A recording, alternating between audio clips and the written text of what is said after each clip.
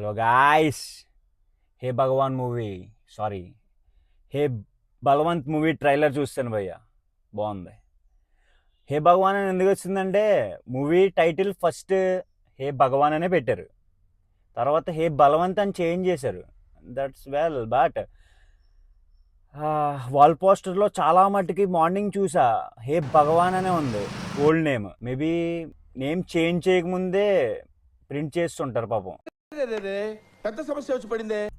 Trailer చూస్తుంటే ఏమర్థం అవుతుందంటే ఈ మూవీలో హీరో బిజినెస్ చేస్తాడు. ఆ బిజినెస్ ఏంటో సస్పెన్స్. ఆ బిజినెస్ చుట్టూనే కామెడీ కానీ డ్రామా కానీ తిరుగుతుందని నా ఒపీనియన్.